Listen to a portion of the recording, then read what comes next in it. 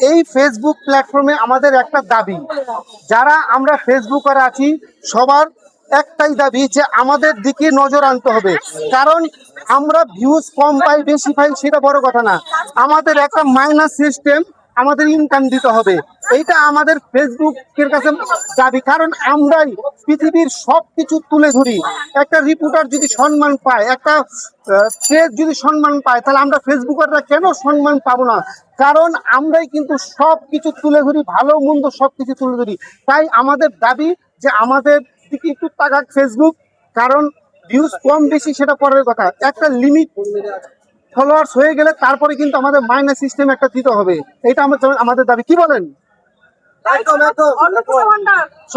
সবাই সবাই দেখে নাও, সবাই সবাইকে ধন্যবাদ, নমস্কার, টাটা, বাই বাই।